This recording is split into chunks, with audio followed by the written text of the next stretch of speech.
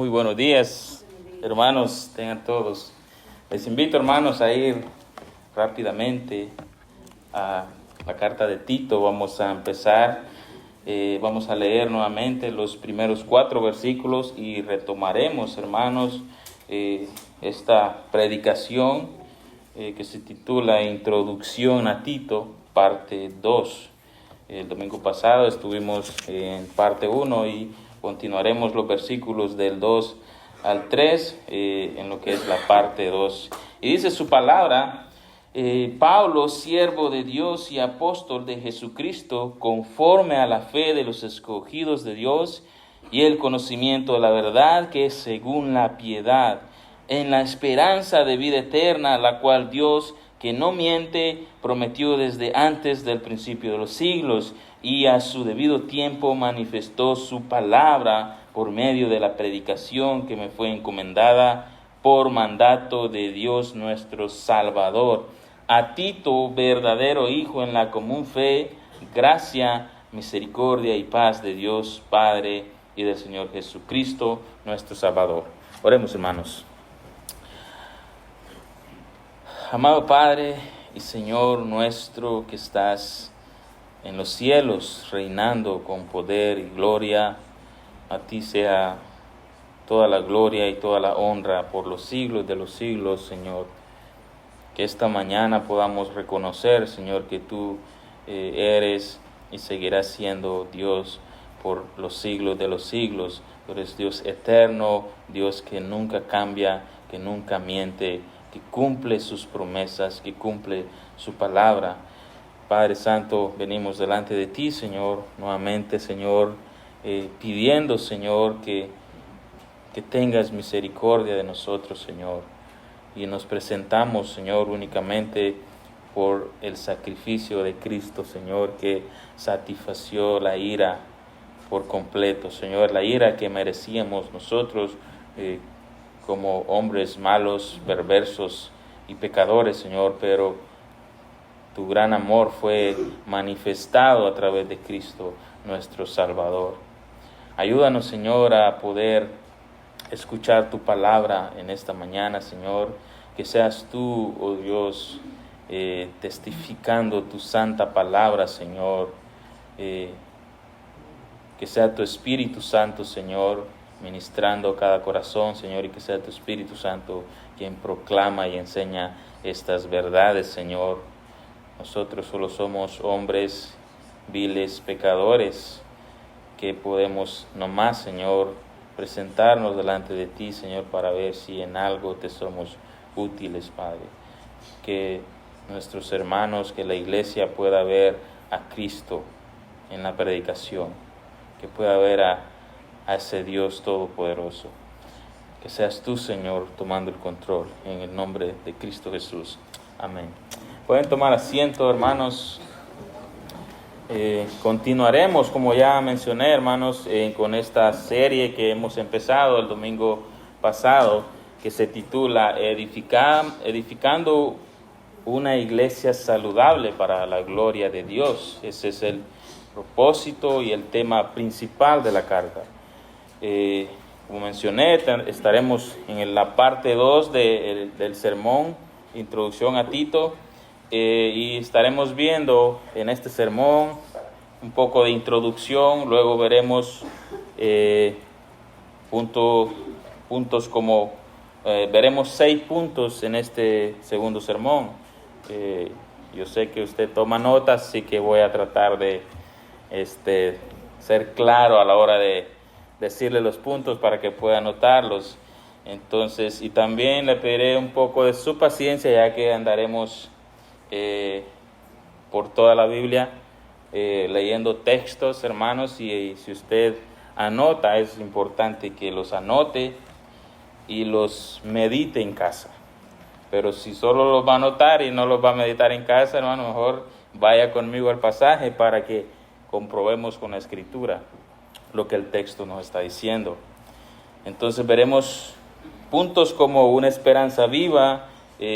Segundo punto, vamos a ver el Dios inmutable de nuestra salvación. Punto número 3, veremos el receptor principal de la promesa. Estamos viendo un punto número 4, que se titula la manifestación, y en ese punto veremos dos incisos, que el número 1 es la manifestación de Cristo, y número 2, la manifestación de su palabra. También veremos el punto número 5, que es el medio, y el último punto sería el mandato, como punto número 6. Dicho esto, hermanos, pasaremos, porque veíamos el sermón pasado, dos puntos, mencionamos un punto, dos elementos principales en la vida de los escogidos de Dios, y es importante que mencionemos eso, porque esto va a conectar directamente con el sermón de hoy, con los versículos del 2 en adelante. Entonces veíamos la fe de los escogidos, aquella fe que Dios pone en nosotros desde antes de la fundación del mundo. Es una fe que ya Dios conoce y que Dios mismo la da. También veíamos el conocimiento de la verdad. Y si estuvo aquí el domingo pasado, veíamos que el conocimiento de esa verdad, o el pleno conocimiento de esa verdad, es el Evangelio de Cristo. Es Cristo mismo. Entonces, y Dios ha querido y Dios ha decidido utilizar el mensaje del Evangelio para que aquellos que son elegidos para salvación, al momento de escuchar este mensaje del Evangelio, pongan su fe en esa verdad, la fe que Dios ha dado desde antes de la fundación del mundo, y así puedan venir en arrepentimiento, confesando sus pecados delante de Dios, y Dios pueda otorgar perdón de pecados y vida eterna en Cristo. Entonces, si no sabes o no tienes idea de lo que significa el Evangelio o el mensaje del Evangelio, yo diría que no eres salvo y que aún sigues muerto en delitos y pecados, porque lo primero que Dios da a conocer y pone en el corazón de aquellos que perdona y salva es el pleno conocimiento de la verdad, el mensaje del Evangelio, el conocimiento de Cristo por el cual tú puedes tener vida eterna. Entonces, es imposible que alguien que ha sido salvo pueda olvidar esta verdad, porque es una verdad tan poderosa que aquellos, dice la Biblia, que están muertos en delitos y pecados, pueden escuchar esa verdad y pueden resucitar para una nueva vida en Cristo.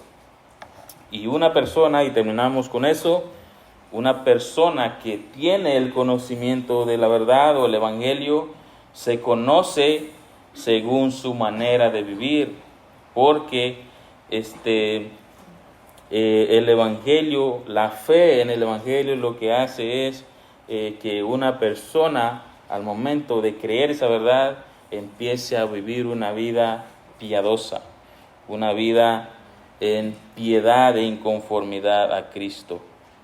Ese es el resultado de la fe en el Evangelio de Cristo. Dicho esto, hermanos, pasaremos al punto número 1 de esta mañana, que se titula Una esperanza viva. Y dice el versículo 2, lo veremos en la primera parte del versículo 2, que dice, en la esperanza de la vida eterna. Entonces, la vida eterna, hermanos, como acabo de mencionar, en una persona comienza desde el momento que escucha el Evangelio, se arrepiente y viene a creer esa verdad del Evangelio y pone su fe en Cristo, sabe con certeza que Dios le ha dado vida eterna. Porque Juan 3:16 dice, porque de tal manera amó Dios al mundo que ha dado a su Hijo unigénito para que todo aquel que en él crea no se pierda, mas tenga vida eterna. Desde el momento que una persona nace de nuevo en el Evangelio, Dios le da esa vida eterna. Pero vemos que el apóstol Pablo está hablando de una eternidad, de una esperanza de vida eterna, está hablando de una eternidad futura, porque dice el versículo, con la esperanza de la vida eterna. Entonces, ¿cómo es que ya tenemos vida eterna, pero seguimos esperando? Entonces, de la esperanza que el apóstol Pablo está hablando, hermanos, aquí es el comienzo de la vida eterna con Cristo Jesús, en los cielos nuevos, en la tierra nueva, después de su segunda venida. Por el momento tenemos asegurada la vida eterna, tenemos la vida eterna, pero todavía no llega el tiempo en el cual vamos a vivir esa vida eterna a su plenitud. Entonces, y no es que no disfrutemos la vida eterna de este lado de la eternidad. Claro que podemos tener ese gozo de la vida eterna, podemos experimentar gozo aún en medio de un mundo caído y perverso. Pero eso solo puede suceder cuando nosotros nos acercamos más y más a Cristo y nos alejamos del pecado. De lo contrario, es imposible que podamos disfrutar la eternidad de este lado antes de que Cristo venga. Solamente cuando nos vamos conformando a Cristo y alejando más del pecado es que podemos gozarnos aún en los tiempos difíciles. Entonces, hermanos, esto es lo que el apóstol Pablo está tratando de decir, que tenemos una vida eterna asegurada. Esto está prometido por Dios y garantizado a todos los cristianos, y Dios mismo provee firmeza y paciencia. Entonces, vamos a ver unos versículos, hermanos. Les invito a que vayamos a Romanos 8:24 al 25. Romanos 8:24 al 25 dice: porque en esperanza fuimos salvos, pero la esperanza que se ve no es esperanza, porque lo que alguno ve, ¿a qué esperarlo? Pero si esperamos lo que no vemos, con paciencia lo aguardamos. De esa esperanza es que el apóstol Pablo nos está hablando, de la gloria que tendremos con Cristo cuando Él sea manifestado. Si usted ve un poco más atrás ahí, los versículos del 18 al 23, dice: pues tengo por cierto que las aflicciones del tiempo presente no son comparables con la gloria venidera que en nosotros ha de manifestarse, porque el anhelo ardiente de la creación es aguardar la manifestación de los hijos de Dios, porque la creación fue sujetada a vanidad, no por su propia vanidad, sino por causa del que la sujetó en esperanza, porque también la creación misma, dice, será libertada de la esclavitud de la corrupción a la libertad gloriosa de los hijos de Dios, porque sabemos que toda la creación gime a una y a una está con dolores de parto hasta ahora. Y no solo ella, sino también nosotros que tenemos las primicias del Espíritu. Nosotros también gemimos dentro de nosotros mismos esperando la adopción de la redención de nuestro cuerpo. Entonces, permítame preguntarle algo, hermano. ¿Qué tanto anhela esta vida eterna? ¿Qué tanto anhela, piense y vea entre su semana, qué tanto piensa en la redención, qué tanto piensa en la segunda venida de Cristo, qué tanto medita en ese día? Porque si no hay un deseo por esa segunda venida de Cristo, entonces usted no tiene vida eterna, hermano o amigo. Si no anhela el día glorioso en que Cristo será manifestado, en que Cristo vendrá a otorgarnos esa redención y ese gozo eterno, entonces usted no tiene vida eterna. Entonces, la realidad es que está más enfocado en vivir esta vida en este mundo. Entonces, porque ama este mundo y las cosas que este mundo puede ofrecerle, y lo que menos quiere es que Cristo vuelva, porque en el fondo de su corazón sabe que ese día va a ser el día de su destrucción, va a ser el final de su vida. Entonces, y esa es la realidad. Si no anhela la vida eterna, es porque tiene miedo de lo que le pueda pasar cuando Cristo vuelva. Porque dice el versículo 22, dice que aún la creación, aún la creación gime con dolores de parto la venida de Cristo y la vida eterna. Cuánto más nosotros que hemos creído en Cristo, cuánto más nosotros que seremos transformados a imagen de Cristo. Tendremos el mismo cuerpo glorioso de Cristo. Entonces, es claro, hermanos, si alguno no anhela la vida eterna, es porque no ha recibido vida eterna. Para el incrédulo esto es una locura. Esperar algo que no se ve y tener certeza que un día llegará no cabe en su cabeza. Y es que esto solo puede esperarse con aquella fe que Dios nos ha dado desde antes de la fundación del mundo. Porque la fe es, dice Hebreos 11:1 al 6, perdón, Hebreos 1, si va ahí a Hebreos 1, dice que es pues la fe, permítame buscarlo,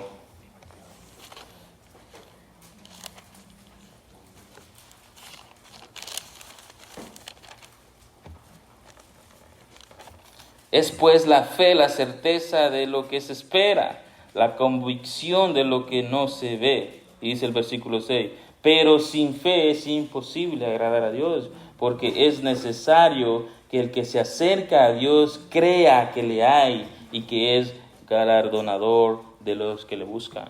Entonces, si usted no cree el Evangelio, si usted no escucha el Evangelio y no viene a creer el Evangelio, es porque aún en el fondo de su corazón no hay una seguridad que Dios existe.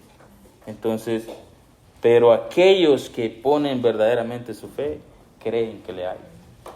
Nosotros que hemos creído, aquellos que han creído el Evangelio, saben con certeza que hay un Dios y que ese Dios un día se manifestó al mundo de tinieblas, acabamos de cantar, y que un día se entregó en una cruz, murió por los pecados de todos aquellos que han creído, al tercer día resucitó y ascendió a los cielos.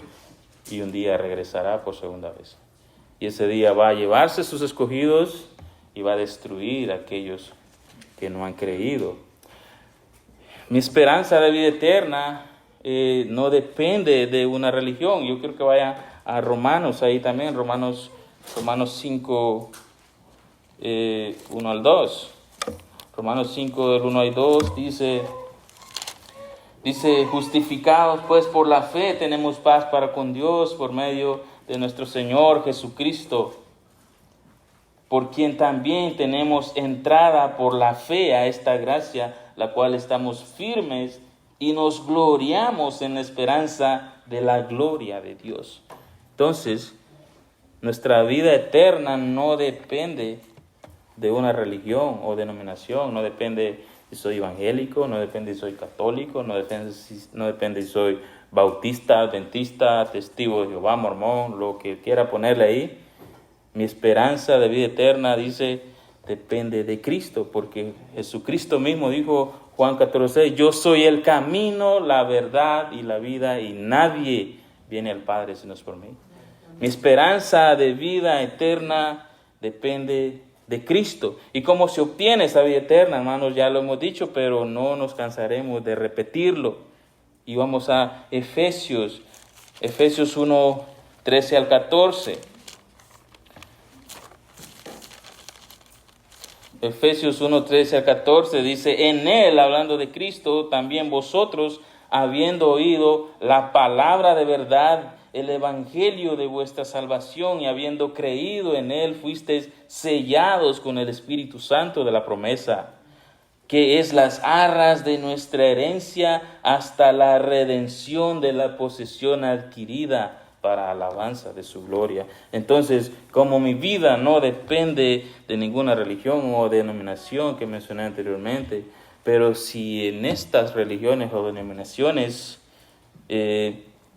no están enseñando la palabra de verdad, el evangelio de nuestra salvación, tales denominaciones lo que son es sinagogas de Satanás, porque claramente Efesios 1:13 dice que es cuando se nos predica el evangelio de nuestra salvación y haberlo oído, dice versículo 13, y creído, es cuando somos sellados por el Espíritu Santo, que Jesús prometió antes de ascender al cielo, después de haber resucitado. Y el Espíritu Santo es la garantía de que tenemos parte con Dios en el reino de los cielos, porque el Espíritu Santo es Dios mismo y es Dios eterno. Entonces, como cristianos debemos anhelar y esperar ese glorioso día, ese glorioso momento. Primera de Pedro 1 del 3 al 9 dice: bendito el Dios y Padre de nuestro Señor Jesucristo, que según su grande misericordia nos hizo renacer para una esperanza viva por la resurrección de Jesucristo de los muertos, para una herencia incorruptible, incontaminada, inmarcesible, revelada en los cielos para vosotros, que sois guardados por el poder de Dios mediante la fe para alcanzar salvación, que está preparada para ser manifestada en el tiempo postrero, segunda venida de Cristo, en lo cual vosotros os alegráis, aunque ahora por un poco de tiempo, si es necesario, tengáis que ser afligidos en diversas pruebas, para que sometida a prueba vuestra fe, mucho más preciosa que el oro, el cual, aunque perecedero sea,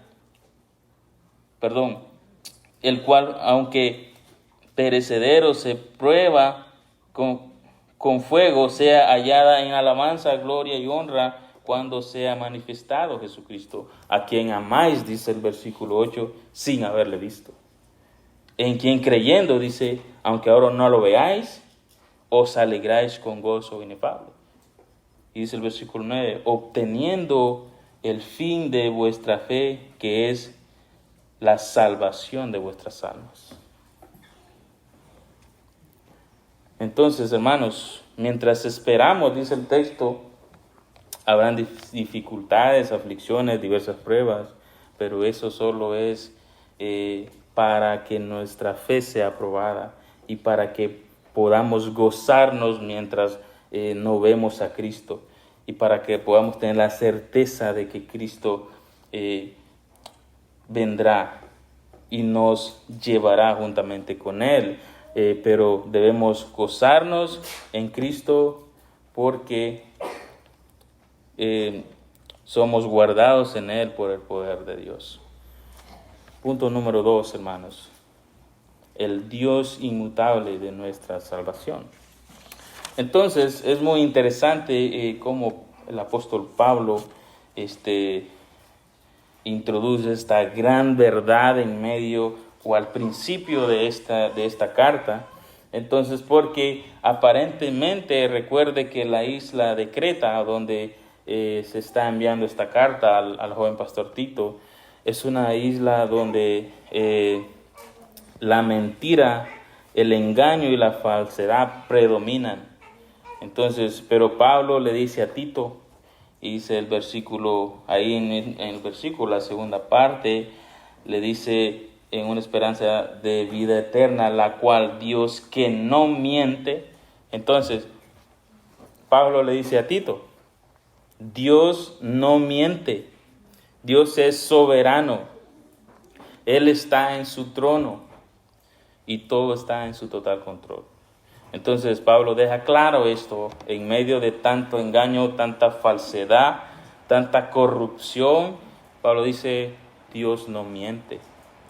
Entonces, la vida eterna que Dios ha prometido será nuestra porque Él cumple sus promesas. ¿Y por qué el título, el Dios inmutable? Yo creo que muchos saben a qué me refiero cuando hablamos del Dios inmutable. Entonces, pero si usted no sabe, inmutable es que Dios no cambia. Este inmutable es un atributo de Dios, es uno de sus atributos. Él es inmutable y esto significa que Dios no cambia, Él nunca cambia. Entonces, en todos sus atributos, en su personalidad, en su carácter, en su consejo, esto es, en su palabra. Todo lo que Él ha dicho es verdadero y Él no cambia de opinión, Él no se retracta en su palabra. Dios no crece, no evoluciona o mejora, Él ya es perfecto. Dios no puede disminuir, deteriorarse, retroceder, porque si lo hiciera, dejaría de ser Dios. Lo que Dios siempre es, siempre lo ha sido y lo será. Entonces, Éxodo 3:14, Dios le dice a Moisés, cuando lo estaba enviando a Faraón para libertar a su pueblo, entonces Moisés pregunta, ¿y cómo le digo a Faraón? Y entonces Dios le dice, dile, el yo soy te manda. Entonces, ¿qué significa el yo soy o qué implica? Eso implica que no hay otro Dios, que siempre ha sido Dios desde la eternidad pasada y seguirá siendo Dios hasta la eternidad futura. Salmos 102, 25 al 27, dice su palabra en Salmos 102, versículos del 25 al 27. Desde el principio tú fundaste la tierra y los cielos son obra de tus manos. Ellos perecerán, mas tú permanecerás.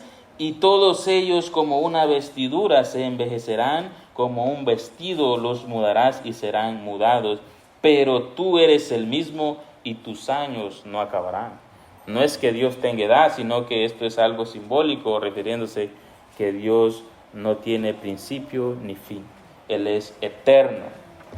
Y Malaquías, se llama Malaquías ahí, una hojita antes de Mateo, dice, versículo 6, porque yo, Jehová, no cambio. Por eso, hijos de Jacob, no habéis sido consumidos.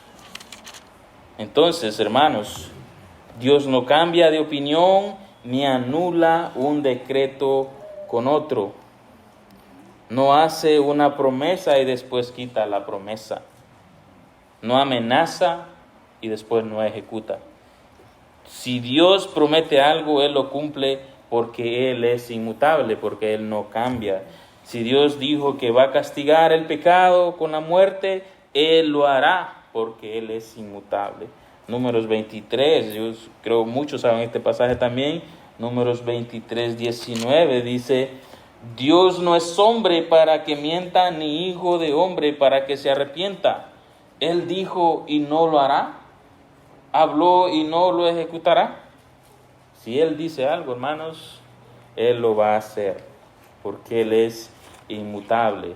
Entonces, la inmutabilidad de Dios es uno de esos atributos y de esos muchos atributos más importantes, porque garantiza que Él y su palabra serán lo mismo ayer, hoy y siempre y por los siglos de los siglos. La inmutabilidad de Dios es uno de los atributos que infunde confianza, gozo, aliento en la vida de los cristianos, aquellos que verdaderamente han venido en arrepentimiento creyendo el Evangelio. Entonces, hermanos, si tú has creído el Evangelio, si tú has venido en arrepentimiento y Dios te ha dado vida eterna, tú debes descansar en esta verdad de que Dios es inmutable, de que Dios no cambia. ¿Por qué? Porque si Dios te ha dado una salvación, si el Dios que te ha dado la salvación es eterno, tu salvación es eterna. Por más que hayan en esta vida aflicciones, momentos oscuros, puedo perder cualquier cosa, sea mi trabajo, mis bienes, incluso puedo perder hasta mi vida, pero la salvación nunca la perderé, porque mi salvación la ha dado Cristo, y Cristo es eterno e inmutable, y Él nunca cambia. Pero, hermanos,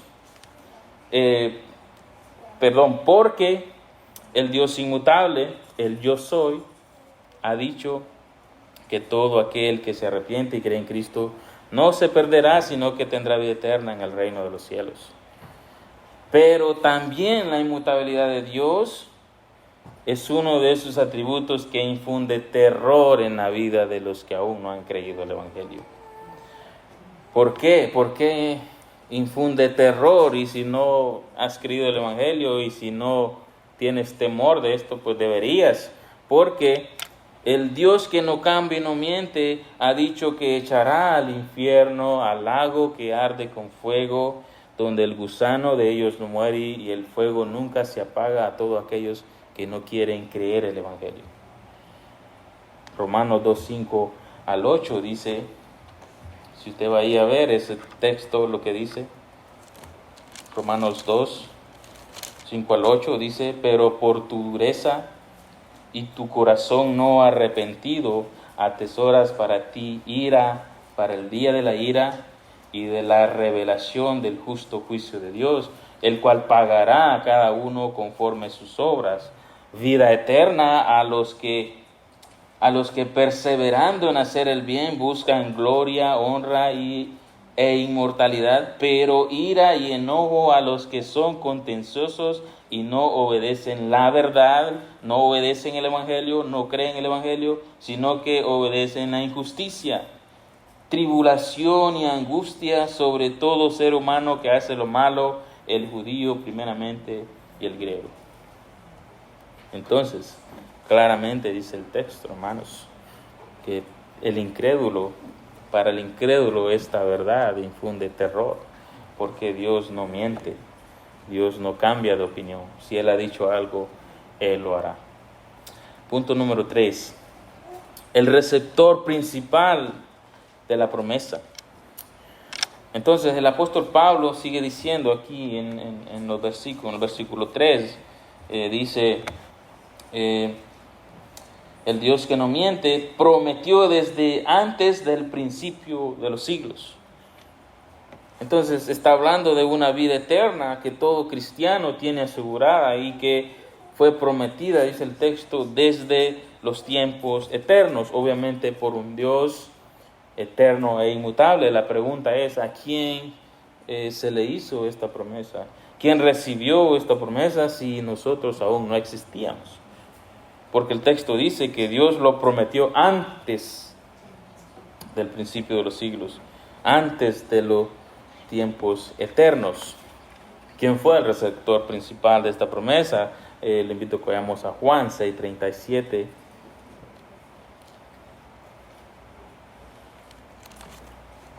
Juan 6:37 dice, todo lo que el Padre me da, hablando Cristo, que el Padre le ha dado algo, entonces dice, vendrá a mí. Y al que a mí viene no le echo fuera, porque he descendido del cielo no para hacer mi voluntad, sino la voluntad de mi Padre. Y esta es la voluntad del Padre, el que me envió, que todo lo que me diere, no pierda yo nada, sino que lo resucite en el día postrero.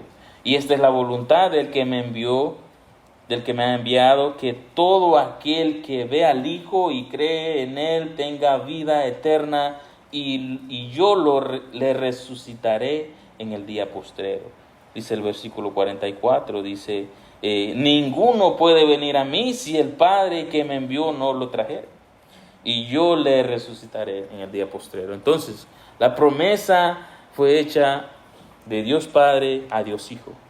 Dios el Padre escogió a aquellos que han de ser salvos para dárselos a Jesucristo, su Hijo unigénito. Y el versículo el capítulo 17, versículo 24, Jesús dice en aquella oración antes de ser crucificado, dice, Padre, aquellos que me has dado, quiero que donde yo estoy, también ellos estén conmigo, para que vean mi gloria que me has dado, porque me has amado antes de la fundación del mundo.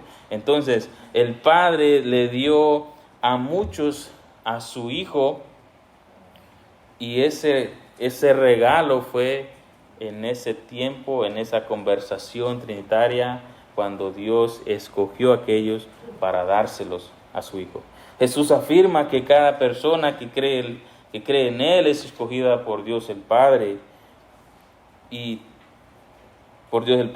traída a Él. El Padre los escoge y el Padre se los trae a Cristo, su Hijo unigénito, lo cual se considera como una dádiva de amor del Padre para su Hijo. El Hijo recibe cada dádiva de amor, la guarda y la resucitará en gloria eterna. Entonces, hermanos, si tú eres cristiano, eres de Cristo. Dios te creó para Cristo.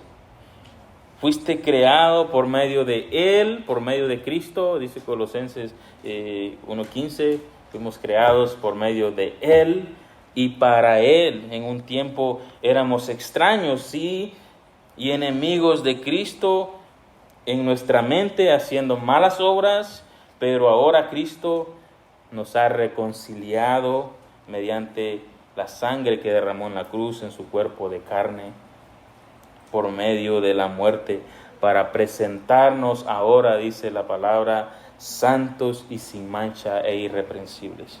Entonces, hermanos, vivamos de tal manera, evidenciando que somos escogidos de Cristo, en Cristo y para Cristo, y que el mundo vea a Cristo en la vida de cada uno de nosotros como cristianos.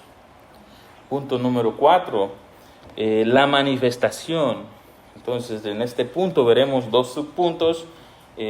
Uno de ellos es la manifestación de Cristo y el segundo, la manifestación de su palabra. Entonces, porque dice el texto, ahí en versículo 3, empezando el versículo 3, dice, y a su debido tiempo manifestó su palabra.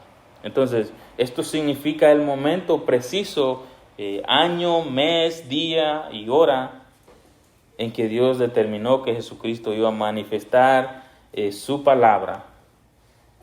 Entonces, y no solo su palabra, entonces el texto dice la manifestación de su palabra, pero no solo se refiere a esa conversación trinitaria antes de crear todas las cosas, sino también se refería a la persona de Jesucristo.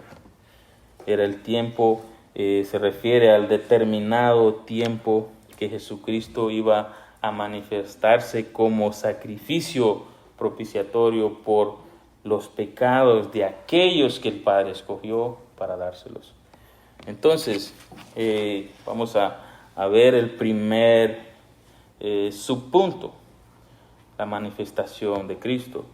Entonces, en Génesis 3:15, yo creo que usted está familiarizado con este pasaje también, después de que Adán y Eva caen en pecado. Entonces viene Dios y reprende primero a la serpiente. Y en Génesis 3:15 le dice a la serpiente, pondré enemistad entre ti y la mujer, y tu simiente, y en tu simiente y en la simiente de la mujer. Dios dijo, habría una enemistad. Entonces, también si usted ve Génesis 6 del 22 al 18, Génesis 22:18, Dios le dice a Abraham, en tu simiente serán benditas todas las naciones. Entonces, pero quiero llevarlo a Gálatas. Quiero que vayamos a Gálatas 3:16, dice, ahora bien, a Abraham fueron hechas las promesas y a su simiente, no dice y a las simientes como se hablase de muchos, sino como de uno, y a tu simiente, la cual es Cristo. La simiente es Cristo. Y más adelante dice el capítulo 4, versículo 4, pero cuando vino el tiempo del cumplimiento del tiempo, lo mismo que habla Tito, Dios envió a su Hijo, nacido de mujer y nacido bajo la ley. Ahora, quiero que veamos Isaías, ahí rapidito, Isaías 7, versículo 13 y 14, versículo 14, dice, por tanto el Señor mismo os dará señal, he aquí que la Virgen concebirá y dará a luz un hijo y llamará su nombre Emmanuel. Más adelante, ahí mismo en Isaías 9:6 dice, porque un niño nos es nacido, hijo nos es dado, y el principado sobre su hombro, y se llamará su nombre admirable, consejero, Dios fuerte, Padre eterno, príncipe de paz. Y si vamos a Mateo Si vamos a Mateo, ahí, Mateo 1, dice, el nacimiento de Jesucristo fue así. Estando desposada María, su madre, con José, antes que se juntasen, se halló que había concebido del Espíritu Santo. José, su marido, como era justo y no quería infamarla, quiso dejarla secretamente. Y pensando él en esto, he aquí un ángel del Señor se le apareció en sueños y le dijo, José, hijo de David, no temas recibir a María, tu mujer, porque lo que ella ha engendrado del Espíritu Santo es, y dará a luz un hijo y llamará su nombre Jesús, porque él salvará a su pueblo de sus pecados. Todo esto aconteció para que se cumpliese lo dicho por el profeta Isaías. Por el Señor, cuando dijo, he aquí una virgen concebirá y dará a luz un hijo y llamará su nombre Emmanuel, que traducido es Dios con nosotros. Y despertando José del sueño, hizo como el ángel del Señor le había mandado y recibió a su mujer, pero no la conoció hasta que dio a luz a su hijo primogénito y le puso por su nombre Jesús. Entonces vemos la manifestación de Jesucristo, ese plan diseñado por Dios en la eternidad, entonces que fue prometido desde que el pecado entró al mundo. Entonces en Génesis 3, entonces ese plan fue diseñado por el Padre, el Hijo y el Espíritu Santo en la eternidad. Vimos en Génesis la promesa de la simiente. Vimos en Gálatas que la simiente es Cristo y que Dios lo enviaría en un determinado tiempo a nacer de una mujer. En Isaías, Dios da la señal más clara y describe a Cristo. Y en Mateo llega el Mesías tal y como Dios lo profetizó y lo determinó. Entonces, pero después de que Cristo obviamente creció y Cristo cumplió su ministerio, y en ese lapso de tiempo de Cristo después de su bautismo y su crucificación es donde Él hace la manifestación de la palabra de Dios. Pero quiero que vayamos a Juan 17, versículo 1, las palabras que Jesucristo le dice al Padre. Dice Jesús, Juan 17, 1, versículos del 1 al 5.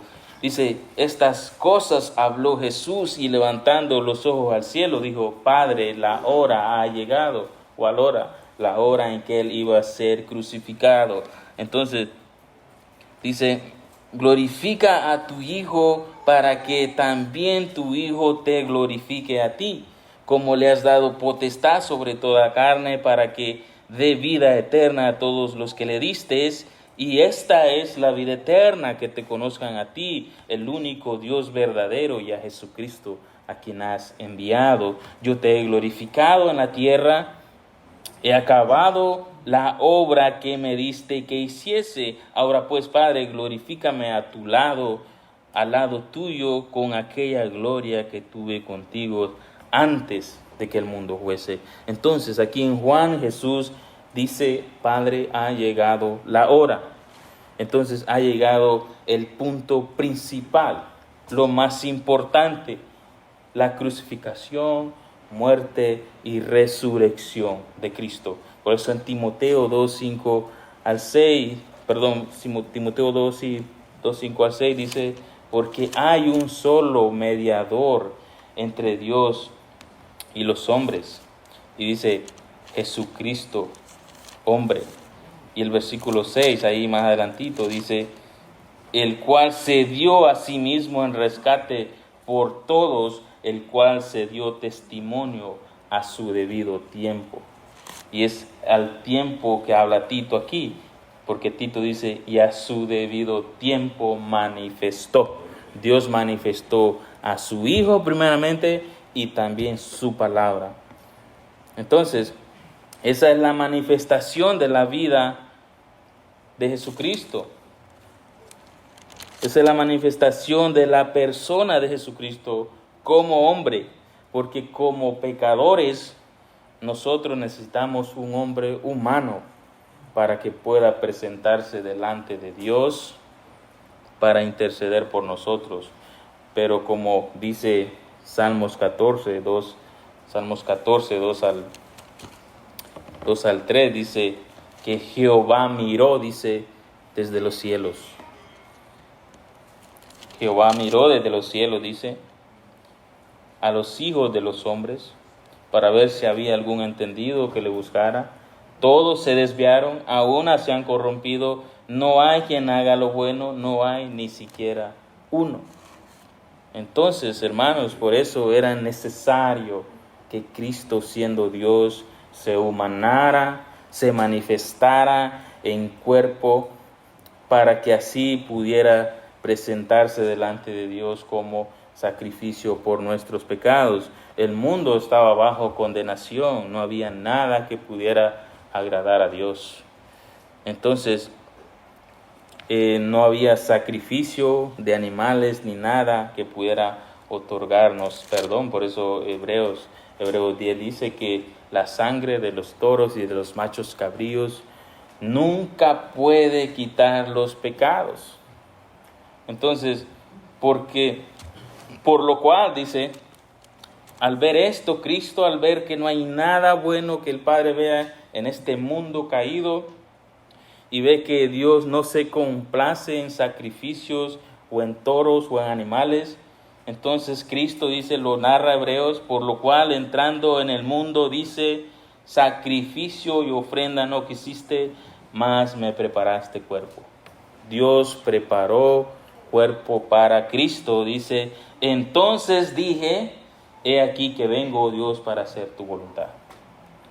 Como en el rollo del libro está escrito de mí, como en la Escritura. Entonces, hablando de la Escritura, como en la Biblia está escrito acerca de mí, dice Jesucristo. Entonces, diciendo primero, sacrificio y ofrenda y holocausto y expiaciones por el pecado, no quisiste ni te agradaron, dice Jesús, las cuales cosas se ofrecen según la ley. Y diciendo luego, he aquí que vengo, oh Dios, para hacer tu voluntad. Quita lo primero para establecer lo último.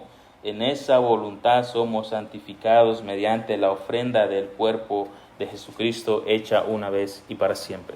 Entonces, en muchos textos vemos que dice, y Jesús mismo narra que Dios envía a su Hijo, que Dios envió, pero antes de que Dios envíe a Cristo, hay un deseo voluntario por Cristo. Es decir, al ver que el Padre no ve nada bueno, al ver que todo está condenado y listo para ser destruido, dice Cristo, aquí estoy yo, Padre, envíame a mí, yo pagaré. Entonces, hermanos, esta es la manifestación de nuestro glorioso Jesucristo. Inciso número 2, que es la manifestación de su palabra. Y vemos en Juan 12:49, le invito a que vayamos a Juan 12:49, que dice el texto, porque yo no he hablado por mi propia cuenta, dice Jesucristo, el Padre que me envió, Él me dio mandamiento de lo que he de decir y lo que he de hablar, y sé que su mandamiento es vida eterna. Así pues, lo que yo hablo, lo hablo como el Padre me lo ha dicho. Entonces Jesús manifiesta la palabra del Padre, y en Juan, ahí más adelantito, Juan 17, 6 al 8, dice, he manifestado tu nombre a los hombres que del mundo me diste, tuyos eran y me los diste y han guardado tu palabra. Ahora han conocido que todas las cosas que me has dado proceden de ti, porque las palabras que me diste he dado y ellos las recibieron y han conocido verdaderamente que salí de ti y han creído que tú me enviaste. Entonces, ¿y cuál es esa palabra de Dios? Obviamente es toda la Escritura, todo lo que está desde Génesis a Apocalipsis, pero hay algo central y fundamental que Cristo mismo testificó. Hay algo fundamental ahí en Marcos 1:14. Marcos 1:14 dice que después de que Cristo fue tentado, después de que Juan el Bautista le bautizó, dice que después de eso Juan el Bautista fue encarcelado. Entonces luego de eso Jesús vino, dice el versículo 14, Jesús vino de Galilea predicando el evangelio del reino de Dios. Eso es lo que el Padre ha querido revelar y Cristo mismo lo ha revelado, el evangelio. Y dice el versículo 15 diciendo: el tiempo se ha cumplido y el reino de Dios se ha acercado. Arrepentíos y creed el evangelio. Esta es la palabra del Padre que Cristo mayormente reveló en ese periodo de tiempo.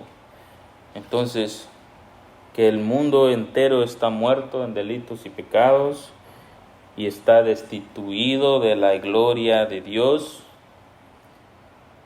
y será echado al infierno. Pero ha llegado el tiempo de la gracia y de la misericordia. Por tanto, dice, Dios ha enviado a su Hijo unigénito, al Rey de reyes y Señor de señores. Por eso dice, el reino de Dios se ha acercado. Es porque el Rey de reyes, quien gobierna ese reino, está en cuerpo humano, reinando en esta tierra. Entonces, y por eso dice que Dios ha mandado a su Hijo. Entonces, y el Señor está en este mundo, el Señor llegó a este mundo de tinieblas para que todo aquel que se arrepienta de sus pecados y crea en el Hijo será salvo. Pero si no creen, dice, será condenado. Entonces, estamos en ese tiempo, hermanos, en ese tiempo donde el Hijo ha sido manifestado y donde el Padre ha manifestado su palabra. Y me voy a dirigir a aquellos que no han creído el Evangelio, aquellos que no han venido en arrepentimiento, porque este es el tiempo, este es tu tiempo, porque Dios ha querido que vivas en este periodo de tiempo donde la gracia, la misericordia a través de Cristo ha sido manifestada. Entonces, por eso es el llamado que Dios hace y que Dios hizo y que ahora como iglesia nosotros hacemos. Arrepiéntete y ven a creer el Evangelio de Cristo. Arrepiéntete ahora que estamos todavía en ese tiempo de gracia, en ese tiempo de misericordia, porque esta manifestación de Cristo, de su primera venida, de su palabra, esta manifestación pronto va a pasar, donde ya no habrá más tiempo y vendrá la siguiente manifestación que todo cristiano anhela y espera con ansias y que todo inconverso teme. Y esta es la segunda venida de Cristo. Esta es la manifestación de Cristo en su segunda venida. Entonces, y ahora me dirijo a aquellos que han creído el Evangelio, aquellos que ya tienen vida eterna, aquellos que ya han creído el Evangelio. Me voy a dirigir con este pasaje de Colosenses 3, 1 al 4, que si habéis resucitado con Cristo, si habéis creído el Evangelio, la exhortación es, dice el texto, buscad las cosas de arriba, donde está Cristo sentado a la diestra de Dios. Poned la mira en las cosas de arriba, no en las de la tierra, porque dice, habéis muerto con Cristo y vuestra vida está escondida con Cristo, en Dios. Y cuando Cristo, vuestra vida, se manifieste, entonces vosotros también seréis manifestados con Él en gloria. Así que hermanos que hemos creído y que estamos en esa esperanza de vida eterna. Es nuestra tarea y responsabilidad poner la mirada en Cristo, hermanos, no poner la mirada en las cosas de la tierra, que son pasajeras y vanas. Punto número 5. Veremos el medio. Y dice su palabra aquí en Tito, sigue diciendo el texto, dice, por medio de la predicación que me fue encomendada. Entonces Dios ha establecido la predicación como el medio por el cual su palabra debe ser manifestada. Todos aquellos que hemos creído en Cristo tenemos la tarea y la responsabilidad de manifestar y de predicar su palabra. Entonces, y no estoy hablando de púlpito, hermanos, porque se nos ha mal enseñado que solo aquel que predica o el pastor es el único que debe predicar, ¿no, hermanos? No está hablando de eso, o sea, porque predicar no es otra cosa más que testificar. Debemos testificar, debemos anunciar la palabra de Dios en nuestros hogares, en nuestros trabajos, donde sea que Dios nos ponga, debemos predicar su palabra, no solo en la iglesia. 1 Corintios 1:18 dice el apóstol Pablo, porque la palabra de la cruz es locura a los que se pierden, pero a los que se salvan, esto es a nosotros, es poder de Dios, dice el versículo 21, pues ya que en la sabiduría de Dios el mundo no conoció a Dios, mediante la sabiduría agradó a Dios salvar a los creyentes por la locura de la predicación. Porque los judíos piden señales y los griegos buscan sabiduría, pero nosotros predicamos a Cristo crucificado. Dice, ciertamente para los judíos tropezadero y para los gentiles una locura, mas para los llamados, así judíos como griegos, Cristo es poder y sabiduría de Dios. Entonces el incrédulo, el inconverso, le fastidia que le hablen evangelio, evangelio, evangelio. Entonces, pero a los creyentes, a los cristianos, esto es poder de Dios. Esto es un deleite, escuchar el evangelio. Así que, hermanos, dice el capítulo 2, versículo 1, cuando fui a vosotros para anunciar el testimonio de Dios, no fui con excelencia de palabras o de sabiduría, pues me propuse no saber entre nosotros cosa alguna o otra cosa que no sea a Jesucristo y a este crucificado. No nos interesa saber otra cosa, hermanos, que no sea Cristo, la crucificación de Cristo, el evangelio.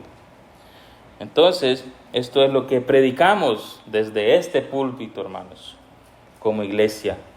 Y esto es lo que debemos predicar allá afuera como iglesia, en nuestros hogares. Predicar a Cristo y a este crucificado.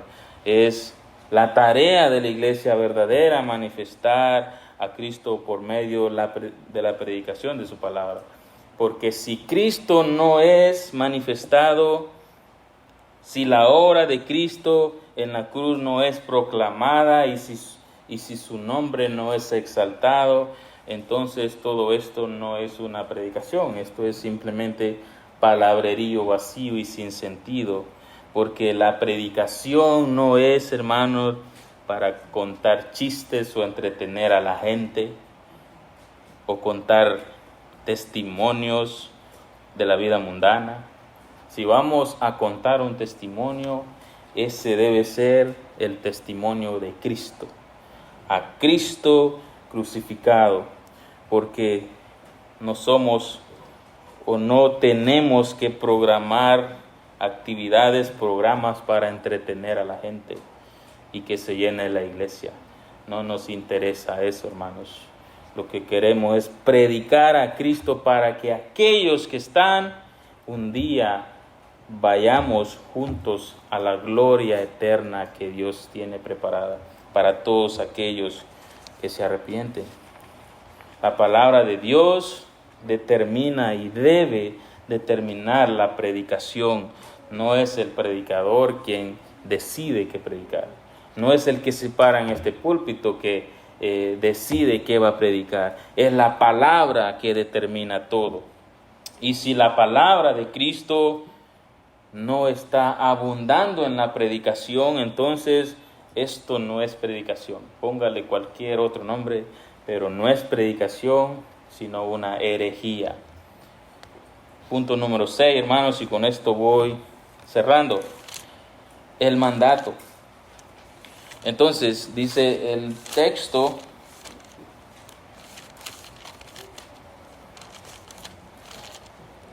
hermanos, dice, por medio de la predicación que me fue encomendada por mandato de Dios nuestro Salvador.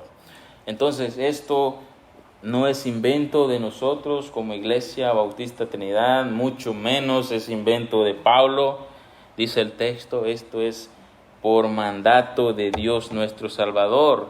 Dios es quien ha mandado y determinado que su palabra se debe predicar o que su palabra sea predicada. En Marcos 16, 15 al 16, Jesús les dice a sus discípulos, después de haber resucitado, les dice: id y predicad el evangelio a todas las naciones. El que creyere y fuere bautizado, este será salvo. Y el que no creyere, será condenado. Y 1 Corintios 15, 3 y 4, el apóstol Pablo también dice: os declaro, hermanos, el evangelio que os he predicado. Dice: además os declaro, hermanos, el evangelio que os he predicado, el cual también recibisteis, el cual también perseveráis. Dice: por el cual asimismo, si retenéis la palabra que os he predicado, sois salvos, si no creísteis en vano. Y Pablo les dice lo que les ha predicado, les dice: porque primeramente os he enseñado lo mismo que recibí, que Cristo murió por nuestros pecados conforme a las Escrituras, y que fue sepultado y que resucitó al tercer día conforme a las Escrituras. Esto es lo que Pablo les ha predicado y esto es lo que todos nosotros debemos predicar. A Cristo y a este crucificado. Esto es lo único que Dios quiere revelar en toda su Escritura. A Cristo y su Evangelio. Y nosotros debemos hacer lo mismo porque así lo ha mandado Dios. Señalar el pecado del hombre, predicar a Cristo y llamar al arrepentimiento. Más adelantito en Gálatas, Pablo exhorta a la iglesia de los Gálatas porque se habían alejado de este evangelio. Y les dice: estoy maravillado o estoy asombrado de que tan pronto os hayáis alejado del que os llamó por la gracia de Cristo para seguir un evangelio diferente. Y dice: no que haya otro evangelio, sino que hay algunos que os perturban y quieren pervertir el evangelio de Cristo. Mas si aún nosotros, le dice, mas si aún nosotros, o si descendiera un ángel del cielo y os anunciare otro evangelio del que os he anunciado, el que acabamos de ver, dice: sea anatema. Como antes hemos dicho que ahora lo repito: si alguno os predica diferente evangelio del que habéis recibido, sea anatema. Dice el versículo 11: mas os hago saber, hermanos, que el evangelio anunciado por mí no es según hombre, pues yo ni lo recibí ni lo aprendí de hombre alguno, sino por revelación de Jesucristo. Entonces, y en 1 Corintios 9:16, Pablo dice esto. Dice: pues si anuncio el evangelio, no tengo por qué gloriarme, porque me es impuesta necesidad, y ay de mí si no anunciare el evangelio. Ay de nosotros si no anunciamos el evangelio, y ay de nosotros si anunciamos otro evangelio. No que haya otro, dice Pablo, pero hay muchos que han entrado con mentiras y engaños. Todo aquel que se atreve a pararse delante de un montón de gente a enseñar un montón de cosas que no tienen nada que ver con el evangelio, dice la Biblia que tales personas son anatemas. Y si no ha entendido qué es anatema, la Biblia dice que esto es, anatema significa malditos de Dios. Y el fin de ellos será la perdición, lo dice Filipenses 3:19. Así que hermanos y amigos que están aquí, ojalá yo pudiera decirles que para llegar al cielo usted debe portarse bien, no hacerle daño a nadie, ser buena persona, ayudar a otros, venir a la iglesia todos los domingos, etcétera, etcétera. Hay un montón de cosas que usted puede ponerle ahí. Y todo eso es bueno, y de hecho Dios quiere que haga esas cosas. Dios espera que su vida produzca este tipo de cosas por la gracia general que Dios ha derramado. Pero eso no le sirve de nada, absolutamente nada, para que usted pueda llegar al cielo y tener la vida eterna.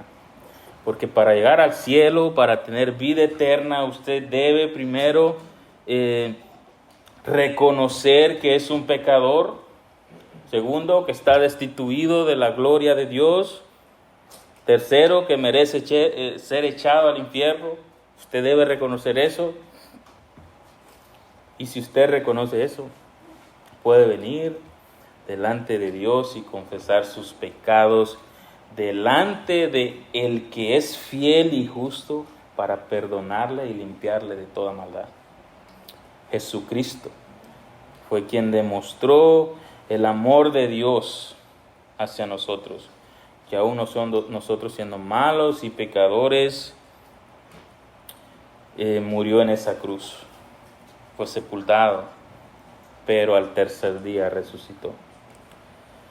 Ahora mismo Él está sentado en su trono alto y sublime a la diestra de Dios, intercediendo por aquellos que han sido salvos y por aquellos que han de ser salvos, y esperando el día en que vendrá a poner sus enemigos por debajo de sus pies. Un día vendrá su segunda venida. Él vendrá a poner los enemigos de su cruz. Sí, hay enemigos de su cruz, y esos quienes son aquellos, primeramente, Filipenses 3:2 lo dice ahí, lo puede buscar, dice, aquellos los narra como perros, malos obreros, dice, que pervierten el evangelio. Y no solo ellos, sino aquellos que aún escuchando el evangelio no lo creen. Son, dice, enemigos de la cruz, enemigos de Dios. Si Cristo viene hoy y no se arrepienten, serán aplastados por los pies de Cristo. Entonces, mi invitación es, y cierro con esto, a todos aquellos que no han creído el evangelio, que vengan a creer el evangelio, porque hay una gloriosa vida eterna que está por manifestarse, que ha sido prometida por un Dios que no miente. Porque aunque estés fuera de esa vida eterna, aunque estás destituido por causa del pecado, Dios ha entregado a su Hijo unigénito para que tú puedas obtener esa vida eterna. Ven a Cristo, amigo mío, no te pierdas. El día de salvación es hoy. Ven para que Dios pueda perdonar todos tus pecados. Oremos, hermanos. Señor, te damos gracias, Señor, te damos la gloria y la honra solamente a ti, Señor, porque tú eres quien hace todas las cosas, Señor. En nuestra salvación, tú nos eliges, tú nos traes a Cristo, Tú envías a Cristo, Cristo voluntariamente decide cargar nuestras iniquidades para que tú puedas satisfacer tu ira, Señor, y así nosotros, una vez que venimos en arrepentimiento y poniendo la fe en Cristo, somos justificados por la fe, somos santificados. Tú nos ves limpios, Señor, perfectos en Cristo. Pero es necesario que todos aquellos que no han creído vengan a tus pies, reconociendo que son pecadores, que merecen el infierno, pero que hay un Dios inmutable que ha prometido vida eterna y que se ha manifestado en Cristo, a través de Cristo y para Cristo. Ayúdanos, Señor, a aquellos que hemos creído ya la verdad del Evangelio, aquellos que ya se nos ha otorgado vida eterna. Ayúdanos a poner la mira en las cosas celestiales, donde está nuestro Cristo sentado a la diestra, preparando lugar para cuando llegue el día de la segunda venida, nosotros podamos ir con Él y ser llevados con Él en gloria eterna. Gracias, Señor, por esa salvación tan grande, inmerecible, Señor, que nos has dado. Gracias por tu salvación, Señor. Ayúdanos a vivir en esta vida esperando esa gloriosa salvación, esa ciudad celestial, Señor, que anhelamos con ansias. Que seas tú, Señor, glorificado en medio de nuestra vida, Señor, en medio de este tiempo que estamos esperando, Padre. Lo pedimos todo en el precioso nombre de Cristo Jesús. Amén.